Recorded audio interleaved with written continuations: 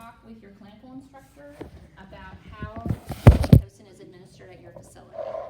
So what do I mean by that? I want to know what the concentration is at your facility for Pitocin. It's a set amount, and so we can compare on Thursday and see if everybody's using the same concentration. So it could be 20 units and 1,000 milliliters. If it's 10 units and 500 milliliters, that's the same concentration. Everybody see that? Okay, so that's really not any different, it's just the amount that it's in. But that's a different concentration than 10 units and 1,000 milliliters.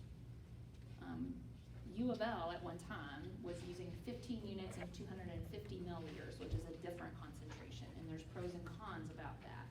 So I just want you to see how Pitocin is administered, and this would be for in labor, not after delivery. So you guys can still talk about labor Pitocin even though you're on mother-baby. It's not like it's a taboo topic, like, ooh, we can only talk about mother-baby today because we're on mother-baby. Absolutely not. Go ahead and use that time to talk about labor concepts. Think about how to apply what you've learned about your patient. So let's say you are on mother-baby. Think about your patient's labor story and how do you know the concepts from labor to be able to apply that. And so, for example, maybe your patient had a precipitous delivery. And so she had a precipitous delivery, which is intrapartum at risk, and she had more hemorrhaging because of that. So her hemoglobin on mother-baby was significantly lower, and that's why. So again, I think you really want to be creative in how you're kind of using your clinical to help you, but your homework for tomorrow is Pitocin, okay? So make sure that you want to know how Pitocin is mixed at your facility. So today we're going to talk about pain management. If you had to think about one particular type of pain management for OB, what would it be? If you had to know one type of pain management, it would probably be epidurals because they're the most common. What do you think would be the next? Spinals, because of your C-sections. So epidural and spinal have very similar kind of nursing care of the client, so you tend to know one, you tend to know the other one. But those are I would say, the most common. Now, there are other alternatives, so we will talk about some other alternatives. Remember that we always use non-pharmacologic interventions for pain on top of pharmacologic. So when we talk about breathing patterns, we talk about distraction, we talk about massage, getting in the shower. That is certainly all great, but I can't do really any, I can do some of those things, but not all those things I can do if I have epidural. I can't get in the shower if I have epidural, for example, okay? So we'll talk about some medications and nursing care for patients when they get medications to alleviate pain during labor. And then we will briefly bring up general anesthesia. Has anybody had a patient under general anesthesia? Like ever? Have you ever taken care of a patient who had general anesthesia? You probably did, maybe you didn't know it. But so most of your patients out on med-surg had general anesthesia. In OB, we don't use it very often at all, and there's a lot of risks associated with it, so it's important to know that. And then we will start with birth-related procedures today, so we'll be moving in agreement this week. All right, so I've talked a little bit about this, about what causes pain during labor. So the cervix opening up, hypoxia of the uterus, everything's stretching and growing, so those kind of give you different characteristics of pain. In general, with contractions, it's a dull, achy, intermittent pain, but it's a core, visceral pain. So it's like, it's very uncomfortable. So when you tell patients like it's bad menstrual cramps, they're like, that does not feel like menstrual cramps to me. It is like one of the most difficult pains I've ever had in my life. But on the other hand, you get a break from it. So in other words, the pain is intense, but then you have a pause moment, and then you have a pain, and then you have a pause moment. So it is a little bit different than having an acute injury. So trying to equate it to like a sprained ankle or menstrual cramps, it's a different kind of pain. It is pain with a purpose. And again, it tends to have a crescendo, which is the worst part, and then it eases down. So when we look at interventions that we do, sometimes we have a breathing pattern between contractions to kind of slow, relax, and then we have a particular breathing pattern we need to use just during contractions. We don't want to use that the entire time, because if we use that kind of adaptive breathing pattern the whole time, the patient would hyperventilate. So again, a lot of people talk a lot about the pain during labor. You have to remember, for some of our patients, they are very stoic, so they will not give you any type of outward signs that the patient's in pain. So we have to use different words. So we'll say things like pressure. Are you feeling more pressure? Do you feel more discomfort in your bottom? Some patients, when they say, you know, I feel like I need to have a bowel movement, well, that's not a bowel movement. They're actually ready to have a baby. And so, again, assessment is very important. So how do women respond to pain? Well, certainly, if you've gone through any type of childbirth preparation or education, that gives you some information about what to expect during labor. Unfortunately, childbirth, it's Mother Nature, so best laid plans don't always come to fruition.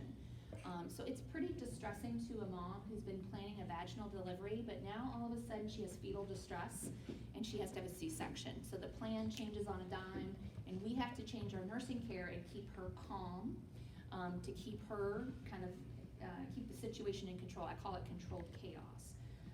But that's why a lot of our education, a lot of things we do, we talk both about vaginal delivery and C-section. And it's not that we're trying to be kind of negative Nellies, but we just want our patient to be prepared, because things can happen in an instant, and we just want a healthy mom and a healthy baby. But a lot of women perceive that if I get a C-section or if I tear during a vaginal delivery, that's a failure on my part. And so there's a lot of fear and anxiety about that, and fear and anxiety are just food for pain. It makes the pain worse. And so you really need to do some therapeutic communication with your patient, let them talk with you about their pain. A lot of it involves trust. You will see that the patients, they get very attached to their labor and delivery nurse. I mean, you spend a lot of time in that room. A lot of times patients will bring back the baby just to see their labor nurse. They take pictures with their labor nurse. I mean, it can be, again, a very meaningful relationship with the patient, and it's a meaningful time in their life, which is huge. But I also think crummy nursing care can also really stick with patients, and pain management is in how you perceive the pain, how you help the patient deal with the pain and manage the pain is definitely a huge consideration. So for example, let's say that your patient is coming in, is having significant pain, but the patient's OB provider says, nope, can't have an epidural until you make some cervical change and you're in active phase. But the patient is very uncomfortable and she's crying and she's upset. So we have to be creative and think of other things we can do to help alleviate her pain until her labor progresses, where she's able to get to the point where she can get the epidural that she wants. Sometimes patients are super tired and sleep deprived, and they have a dysfunctional labor because of that. So the uterus is contracting, but they don't have good cervical change. You can see it in some women, they're so tense and they're not letting the uterus do its work. So anything that you can do to help the patient kind of alleviate their anxiety and rest. In some cases, believe it or not, we actually will give a woman in that situation a sleeping pill. Now, sleeping pills, not something you want to take on a routine basis as a pregnant person, but when you're exhausted and getting ready to go into labor, sometimes what will happen when we give the sleeping pill, it relaxes mom and she's able to rest. Sometimes it stops contractions, and that is okay, because sometimes that's not really labor, it's kind of that pre-labor or that early labor. But in some cases, labor may progress, and what medication makes mom sleepy, it's going to make the baby sleepy. So you're going to see changes in the fetal heart rate in response to that sleeping pill. Again, we don't do it very often, but when somebody's just so exhausted and sleep deprived, it's better to try and get them to rest to be prepared for the next 24, 48 hours ahead. Culture, we talked a little bit about that in terms of how you express, how you deal with pain. Some patients are very vocal. They yell out when they're in pain. And for some nurses, they're very taken aback by that. It's like, oh my God, she must be in incredible pain because she's yelling so loudly, but she won't take any pain medication. A lot of people look to their family members as for permission about whether or not to use pain medication, whether or not to get an epidural. I've had several patients at U of L who, again, Somalian, Ethiopia, and just would not get any type of pain medication or anesthesia. very dysfunctional labor, very uncomfortable, just very miserable. And basically we had to wait for the person who was the authority figure in that family to come and give permission for the patient to go ahead and get an epidural or to proceed with C-section and things like that. So I think, again, it's just being mindful of what things and kind of being prepared and getting those things in place before you get into a distress situation. So let's talk a little bit about the type of labor, natural versus artificial. So natural means it happens on its own. I didn't really have to do anything. Artificial means I'm giving you some type of medication to cause contractions. That could be a cervical ripening agent. It could also be a medication, the most common one that we use is Pitocin. So a Pitocin labor has a different pain. Your body responds to it differently than a natural labor. And what happens sometimes with Pitocin is that the contractions are there. They have the frequency, they have the duration, they have the intensity, but the cervix doesn't quite open up as quickly as you would like. So even though I'm contracting every 2 to 3 minutes, they're lasting a minute long, the cervix is only 3 centimeters. So I would pose that question. So she has the contraction pattern of somebody in active phase, but her cervix is still back here in latent phase. We're gonna direct our nursing care more toward active phase and try to get her pain kind of better controlled. The other thing is, sometimes with Pitocin, it just takes your body a little bit of time to kind of catch up with it. What's the other difference with artificial labors? We put you in bed, we put you on monitoring, you can't get up and move around, and that impacts your labor as well. So these are personal comfort measures, and a lot of folks kind of poo-poo these, but to me, these are your non-pharmacologic measures. These would be very helpful for patients. So I think, even if you have an epidural, you can have distraction by having calming music play. It helps keep your anxiety in check. You're not worried, you're not obsessively thinking, what's gonna happen? Am I gonna be okay? Is my wife gonna be okay? Is my partner gonna be okay? We tell parents, sleep when the baby sleeps. Well, when labor's kind of quiet, we want you to rest when labor's kind of quiet because we need your energy for pushing. And so if you're exhausted when it comes to pushing, that can pose some complications. I don't recommend using the clock as a focal point. People get really distressed. You said I'd be complete by noon. It's noon and I'm only 6. They get really fussy with you about that. But sometimes, again, you need some type of focal point. Some people use pictures. They might have a picture of their dog or a stuffed animal or their ultrasound picture to kind of remind them about, what am I going through here and when I'm having this incredible pain with contractions. Some women like a lot of support. They want a lot of people around them. Other people don't want you to touch them. So let's talk about some things that are up here that may be new to you. Effleurage. So there's massage. Massage, when we talk about massage, usually we're talking about the back and the shoulders. Again, just kind of a tension relieving massage. The other place that we often massage is the lower back. And you see this more with patients who are occiput posterior. The baby's occiput posterior in position because the hard part of the baby's head is right against the back of mom's spine. So when mom says that I'm just having contractions in my back or I'm having back labor, one of the best things you can do is get her on her hands and knees and then have somebody apply counter pressure to her sacrum, and that could be alleviate discomfort. Effleurage is not massage. Effleurage is very gentle, kind of stroking motions. It's soothing and rhythmic. You could do it on the arm, you could do it on the face. Some people like it on their bellies when they're having a contraction. But again, it's just this very kind of gentle, some people like it on there. It's just stroking, not a lot of pressure. And again, we typically just kind of do that to help them with their breathing and help them stay kind of in the zone, keeping kind of outside stressors from distracting them during labor. So position changes. A lot of patients like to be in a rocking chair. If you think about a rocking chair, it changes where the baby's head, those different places, it's hitting different nerves. So when you rock, it's not the same place every time. And so patients a lot of times are able to kind of cope with pain better because the pain, it moves around rather than staying in the same place. The other thing is that rhythm. It kind of helps in terms of the contraction, and it's kind of like if I just need to keep going and it's easing down. So that's a really good alternative for a patient who can be ambulating. A birthing ball. A birthing ball can be used during labor. Patients sometimes sit on it, sometimes they'll rotate their hips, again, to kind of help with back pain and abdominal pain. That is different than a peanut ball. A peanut ball actually looks like a peanut, and it's used to widen the pelvic outlet.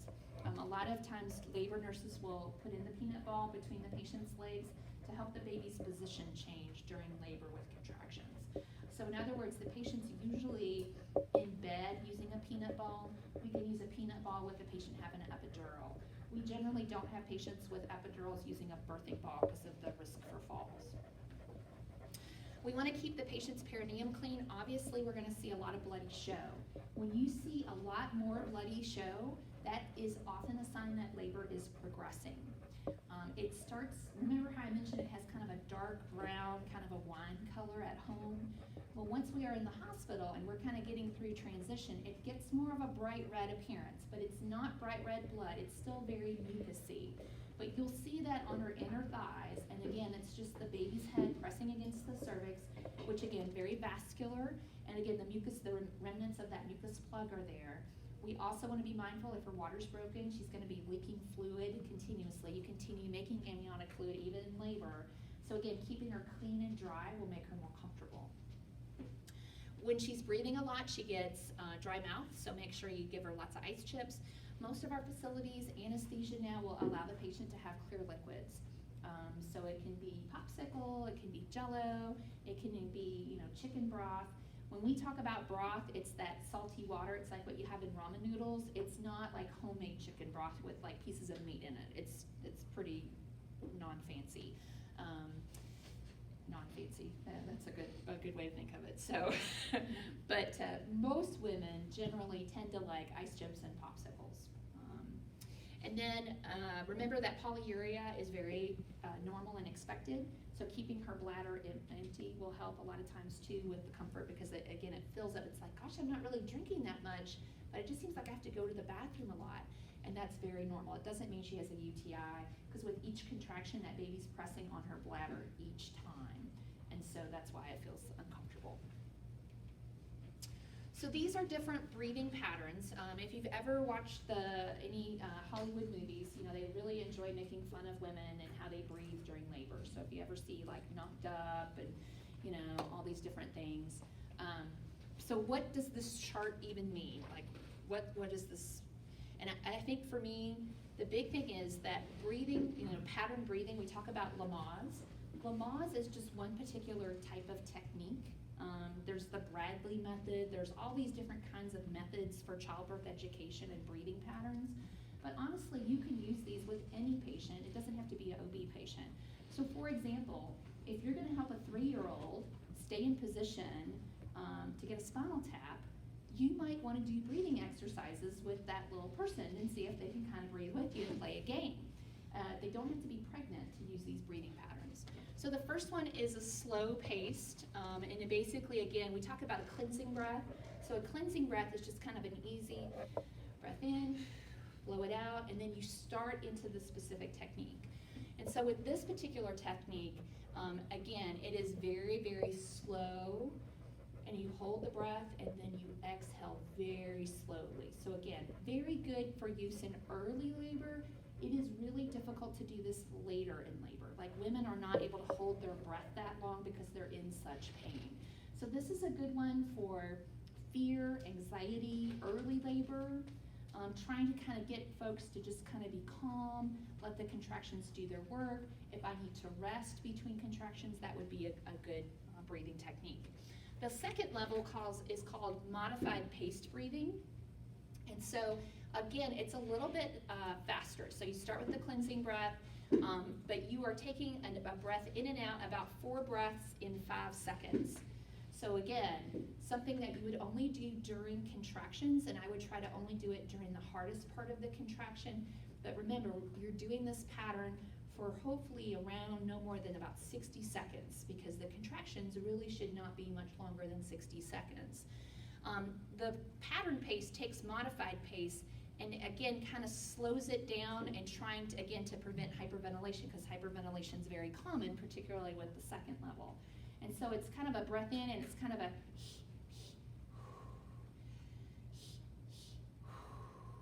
and so you can see I have to really concentrate, and what you don't want to get into is that is not good for anyone. You don't want the partner doing that, you don't want mom doing that, you'll have both people passing out on you and be a sad labor and delivery nurse. So again, the idea is to, again, try and slow things down, but this is often good for, again, more painful contractions. Now, sometimes you've been doing he, who, but you're going through transition and the patient stops in the middle. It's like, ooh, I missed the he's. Don't correct the patient. We're gonna do the best we can, but again, something slow and easy. Remember, there's other times too where the patient may feel like she needs to push. We don't want her to push. So we talk a little bit about panting, and so this idea of, so again, I don't put any force, because when women get close to ready to have a baby, they get very guttural and they grunt. They kind of go, and you can tell it's very low. It's like, oh, we don't want you to do that. We're not quite ready there. So kind of put it all up in your face and kind of pant and blow away the pain and away the pressure. But sometimes it's an uncontrollable urge, and she will still push on you a little bit. So as a nurse, if I have somebody who's going through transition, she is going natural, she is trying to do the pant, blow, she's 8 centimeters, 100% plus 1, what am I doing as the nurse? She's in transition. It's her first baby, we'll give you that tidbit. She's how many centimeters? 8. She's ruptured, there's another data point. We want her to pan. Yes, what else do we need to do?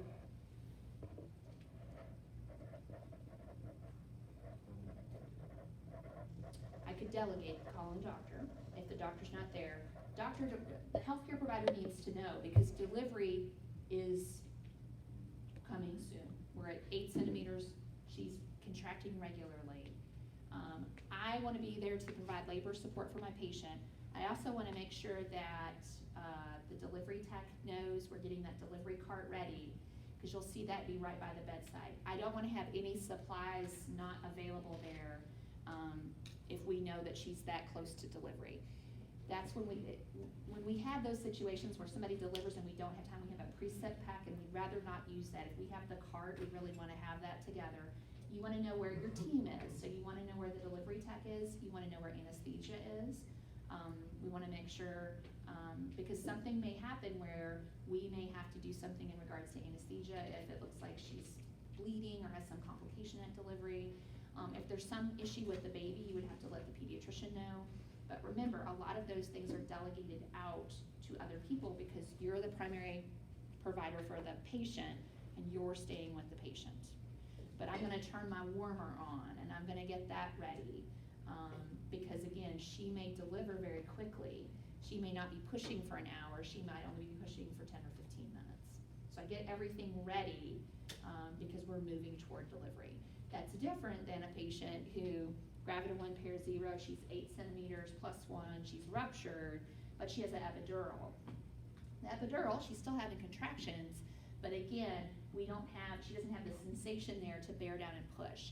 So we can move a little bit more slowly in that situation because it usually takes a little bit more time there, okay? When you're going natural, you have this uncontrollable urge to push, and sometimes she will just start pushing, so I wanna be prepared for that. I'm so sorry. I wish I knew some way to fix the aspect ratio on this projector. It says sterile water injections for back pain. So this is something that some of the midwives I've seen do at Norton Women and Children's. I don't know if you've had anybody do this for you yet in clinical. I haven't heard anything from the instructors. But the idea is that they use very small amounts. They often inject them intradermally and then putting them near pressure points of where the patient's having back pain. And so it's kind of a burning when the sterile water's injected.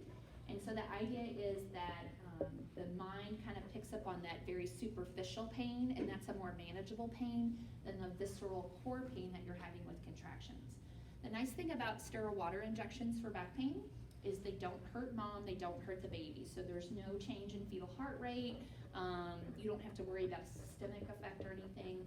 They tend to to only be good for kind of that mild to moderate pain. They're not very good for stronger pain, transition, pain during pushing and things like that. So that might be an early labor intervention that's used.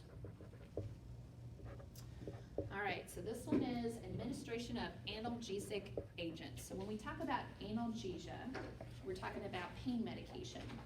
And remember that some of our interventions that we do alleviate pain, but the patient still has sensation.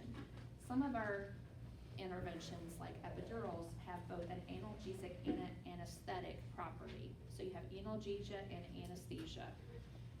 Okay, so if I give you IV Nubain is not going to give you anesthesia. It's only going to provide analgesia. So you want to keep those things straight. Before we ever do any type of medication that we're given to mom, you want to make sure that mom knows what she's getting and what the risks are for both her and the baby. Her vital signs need to be stable. We want to make sure there's no contraindications. Allergies are a big one. The other thing is respirations, because if she has very slow respirations and then I give her medications that would slow it down even more, then that would be contraindicated. So in terms of the baby, this should look familiar to you. Baseline variability, presence of ACT cells, and presence of D cells. So that's generally the order that I always look at for my baby to evaluate the fetal heart rate. And so the baseline should be between 110 and 160. The variability should be moderate, okay? Now if it's minimal, it may be minimal because the baby's sleeping. The other thing is when we give medications to mom that make mom sleepy, they make the baby sleepy as well. So some of the changes that we see in fetal heart rate after administering a medication, it's normal and expected. So I don't get as like, about it if it happens without an indication. Does that make sense? So in other words, if I give mom IV Nubain, half an hour later mom's snoozing, okay, she's kind of still with contractions a little bit, but she's much more comfortable. And then my variability in the baby went from moderate variability to minimal. I'm not distressed by that. I'm not calling the doctor. I'm not putting oxygen on or doing anything like that. That's normal and expected because of the pain medication I gave mom. The fetal assessment is in response to giving the meds, or you want to know where you start first? Okay. You want to know where you start Okay. because, again, depending on what you use will affect the fetal. So I have to know where my baseline is before I ever get started. Let me give you an example of a situation I would not give pain medication. So the baby's baseline is 180, it has absent variability, you have late D cells. We're not gonna give that mom Nubain because that's gonna, again, make the baby's heart rate even worse, and what we're seeing is fetal distress. So even though she's in pain, an IV analgesic would not be appropriate. But I think the idea of kind of what's causing, what changes I'm seeing in the baby's heart rate. Sometimes, again, babies sleep, but I shouldn't have absent variability for an hour. It's one thing if the baby's not moving around very much, but after about 40 minutes or so, the baby should be moving around and I should see some changes there. Is it also similar to like when we give like pain meds to like an adult? Like would we look like if they have like 100 like baseline or whatever, would we hold it as well? The baseline as well? So it just depends because again, there are some, if the baby, let's say the baby's baseline is 100, but you have moderate variability and accelerations, you would probably still go ahead. But again, the provider would say and know that there's that abnormal change and beyond expected. So our labor assessment, we want to know what the contraction pattern is doing. This is also very important in terms of the cervix. So if she hasn't had a vaginal exam recently, often we will do a vaginal exam to see exactly what phase of labor she's in when we give that medication. Generally with IV medications, we use IV more than IM, but IV tends to be about every 2 hours. And so I kind of want to know where she is so I can kind of anticipate then when the next dose would be given. And remember, we have kind of general guidelines for how labor progresses in that, you know, we're looking at maybe 1 centimeter an hour or 1.5 centimeters an hour. A multip's gonna go faster than somebody who's having their first baby. Somebody who's ruptured usually goes faster than somebody who's not ruptured. God bless you. Somebody who's ruptured tends to have more pain than somebody who's not ruptured. if your bag of water's intact, the baby's in a water balloon, and the water balloon is pressing against your cervix. If you're ruptured, the bag of water's not there, then you have this hard baby skull on your cervix with every contraction. So it hurts a lot more, but it tends to make the cervix open up more, because there's more pressure on the cervix to help it with each contraction. So dilation and effacement, and then we want to make sure we know the fetal presenting part and the fetal station. The whole thing about the presenting part is, let's say she's in labor, but she has a shoulder presentation. Well, we're not gonna continue to let her to labor. So there's really no point in giving her IV Stadol or IV Nubane, because they're gonna take her to the back, they're gonna put a spinal in, and they're gonna do a C-section. And that's gonna take care of the labor pain, so. All right. In terms of our analgesics, these are probably the most common. So there's Stadol and Nubane. The only reason I put dosages on here is you can see they are quite different. So it's kind of like how people sometimes get Dilaudid and morphine mixed up. They sometimes will mix up Stadol and Nubane. So if you ever got an order for 20 milligrams of Stadol, I would be like, what? Maybe you meant two. My personal experience with patients getting Stadol, it makes them hallucinate. I don't know if you've had any experience with patients who've had Stadol, but they can get kind of goofy. Some people do not like the way it makes them feel. Both Stadol and Nubane, they are kind of combination opioid agonist, antagonist, so they have some agonist properties, but they also have antagonist properties. So sometimes that cannot be used in patients who have a history of substance abuse disorder. We have to stick with like our strict opioid agonists, like morphine or fentanyl or things like that. Remifentanil is again a new medication that is also being used by some providers and anesthesiologists. So if you want to know more about that, you don't have a drug card on, so this is kind of nice to know. But you might, the next time you're at the hospital, you might ask about remifentanil. The nice thing about it, I think, again, is that you're seeing kind of better pain control with it, fewer side effects. And so some facilities are using it in PCA pump mode. So this idea that I'm able to use the button and push and get a little bit of this medication. Most recently where I saw it used was in OB Clinical, and the patient was not able to get an epidural. She had multiple spinal fusions. She had back surgery, so they could not put an epidural in here on her, so they gave her remifentanil with PCA pump. So again, if you come across that or have that, that's what that's all about.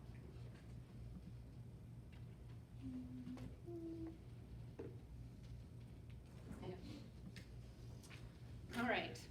Hopefully, because you have heard about this, I think, in probably every single course, you know that Narcan is not for pain. Narcan is to antagonize an opioid, okay?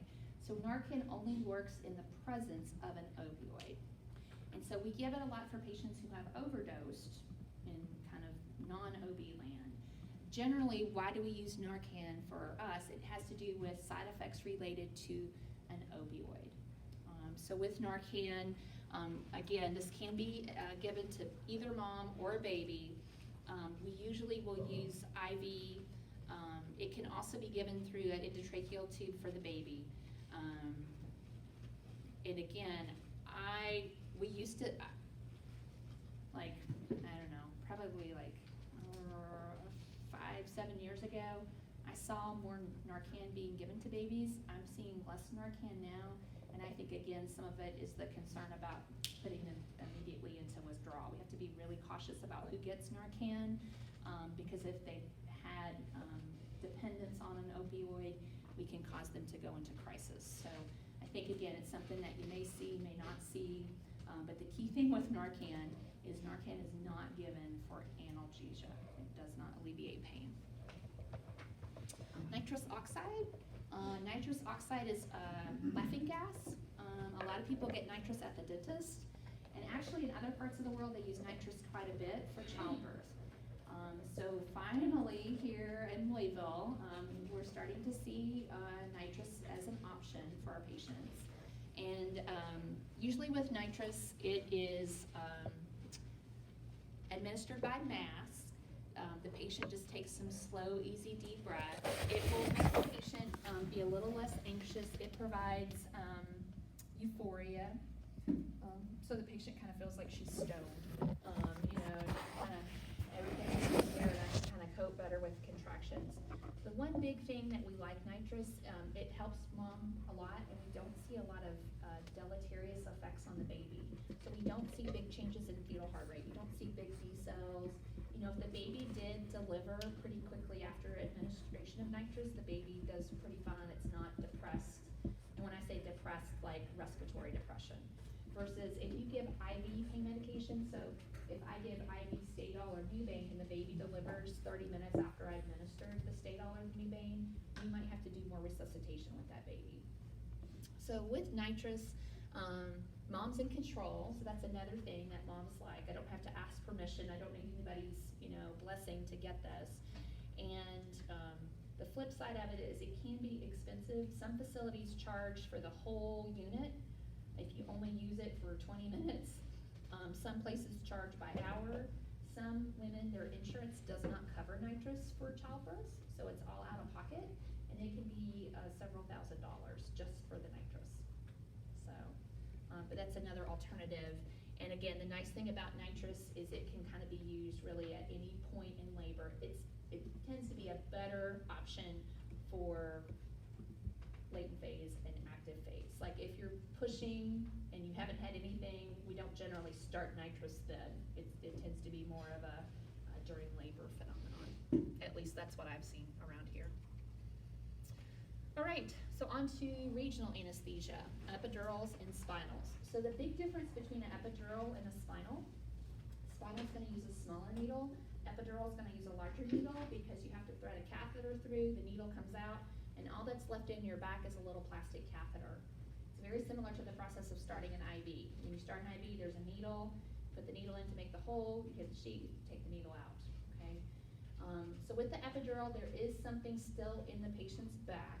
With a spinal, there's nothing, they just give the injection, they put the medication there, they take the needle out, so there's nothing remaining in the patient's back with a spinal, okay? But most folks are in the same position for either epidural or spinal. They are sitting up, kind of leaning over a bedside table. They're usually pushing out the lower portion of their back. Usually you're looking around L3, L4 in that area. Kind of depends on the patient. The other thing is some of our patients have a hard time kind of getting into that position, so anesthesia might have them put their feet up on a chair.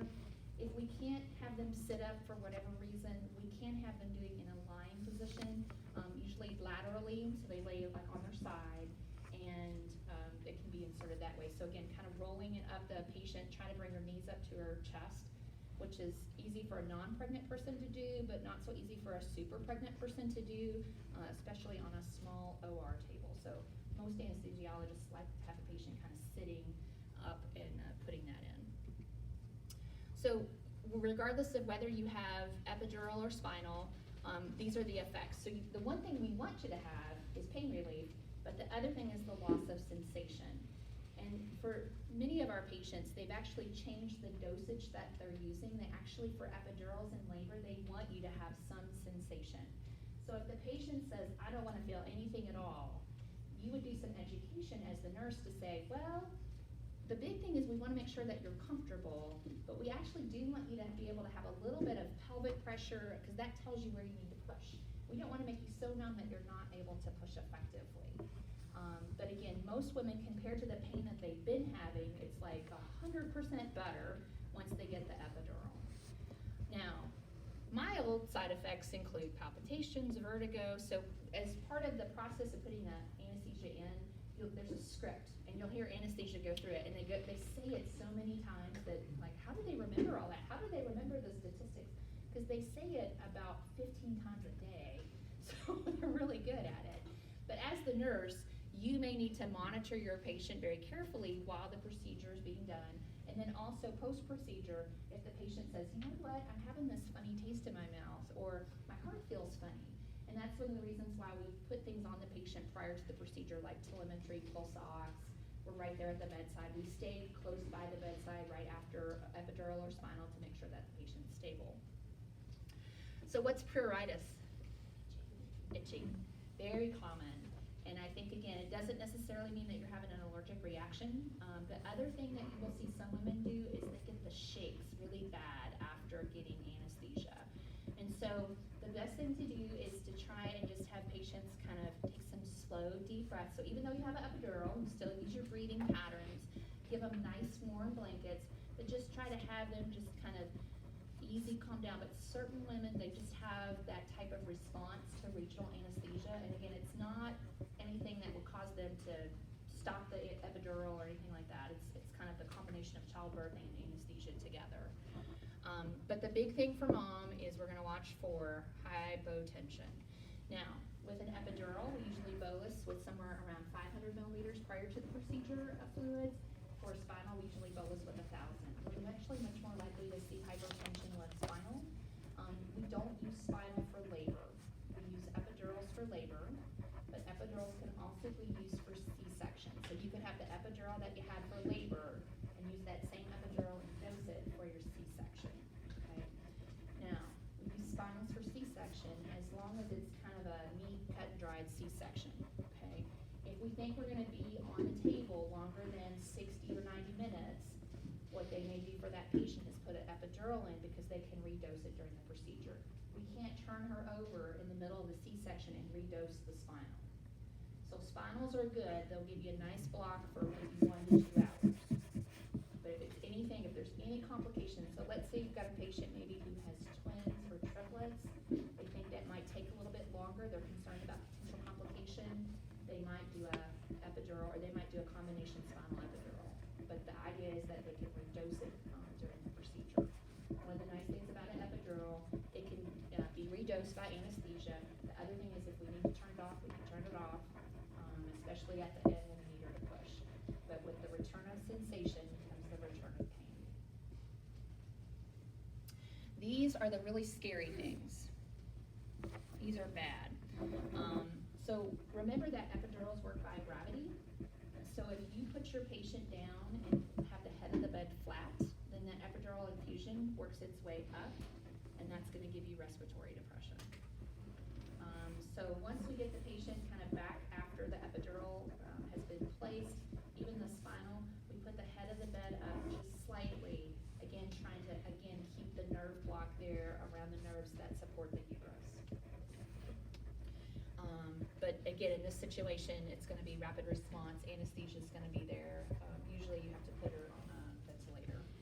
I have not seen cardiac arrest, but I have seen severe hypotension, loss of consciousness, and respiratory depression. And it's because the block went up instead of down. So we intubated her and put her on bed. All right, so from epidurals, potential issues from epidurals. Most women who get an epidural get a catheter, and we usually wait until the epidural's in to put the catheter in after she's numb, and it's less painful. It's less painful for her to do that. The reason we want to do that is she's not able to control bowel and bladder function, and we want to keep her bladder empty to keep forward progress on labor. Okay. The other thing is we're giving her a lot of IV fluids. It's pretty common that women who have an epidural, because of the hypotension, they're going to keep getting IV fluids at 100 or 125 milliliters an hour, which is just going to cause her bladder to fill up. For those of you that saw vaginal delivery, your patient who had a catheter, when did they take the catheter out? If you remember.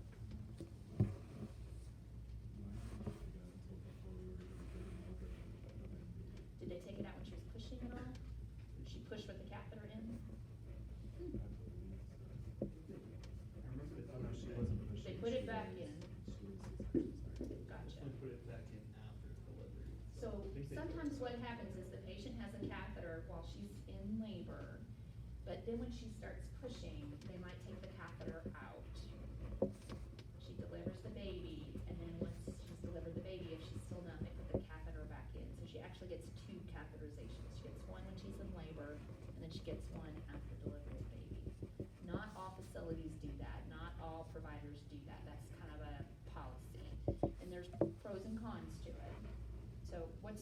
pro. Why would you wanna have a catheter in place after having a baby and had an epidural? So you had a vag delivery, you had an epidural, what's the positive to having a catheter afterwards?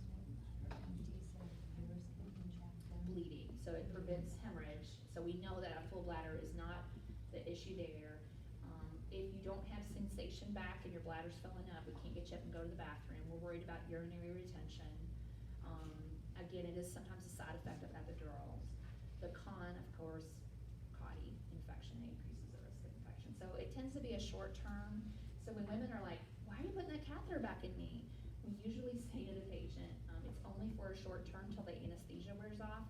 We usually take it out in a few hours, and then we wanna make sure that you can void afterwards. But we just have it there initially to make sure that your bleeding is fine, until you get the sensation back in both your legs. Pitocin augmentation. So what happens is that you start having labor, and you get your epidural, and you feel great, but what happens is sometimes after that, the contractions kind of space out a little bit. Well, the whole point is to have a baby, and you can't have your cervix change without contractions. So one of the things that women have to consider is you're more likely to need a little bit of Pitocin after getting an epidural. Now, because of the changing in how we dose epidurals, like we're not making them as heavy as they used to, in some cases it doesn't do that at all. And in some cases, if you think about the patient, so the patient, if she's very tense and anxious and having contractions, she has an epidural which relaxes, it actually makes the contractions more effective, and it actually progresses labor, and it makes labor better. So it doesn't mean that all women who get epidurals are gonna get Pitocin, that's not at all what it means. So how would I know my patient needs Pitocin after getting an epidural? What's that?